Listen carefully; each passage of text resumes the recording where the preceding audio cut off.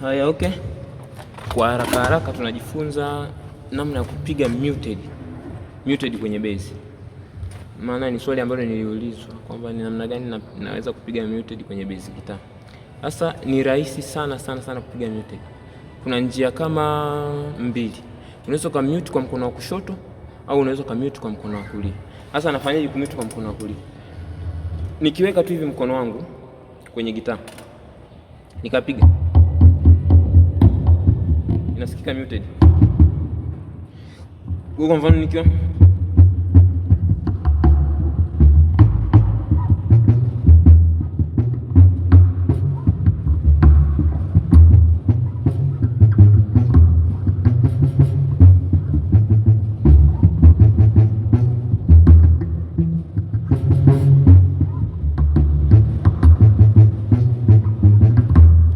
hizo zinaitwa muted notes au ghost notes. Yaani hayo majina yote mawili ukisikia ni kitu kimoja. Kwa hiyo nikiweka, angalia mkono wangu na uweka tu hapo na uegesha. Nikipiga inatoa muted, nikiweka huko mkono. Huko hata nikihold, ni kweli inakuwa iko kwenye key. Ila badala ya kutoa hii melody inakuwa iko muted. Kwa unaweza kabisa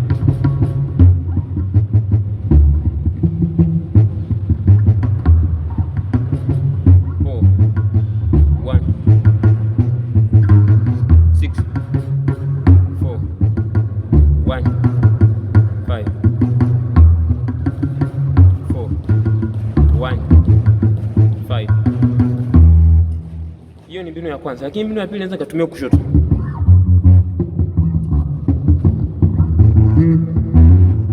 Sasa hii imekuwa mostly used sana.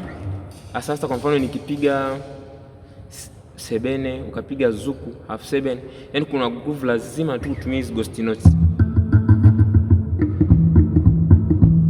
Kwa mfano sasa, let us assume labda nimepiga niko kwenye key.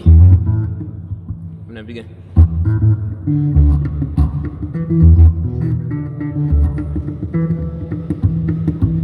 nasikia hizo. Hapa natumia mkono wa kushoto kumute. Ili ni mute inakuwa kama huku tu, nikiegesha tu hivi mkono. Nikipiga uzi inatoa muted. Kwa huku pia si ubani. Na yani inakuwa kama nimeegesha tu mkono hivi.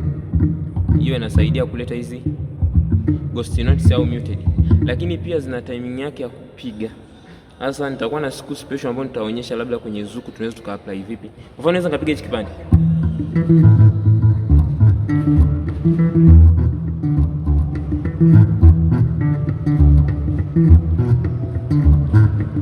Nasikia hizo.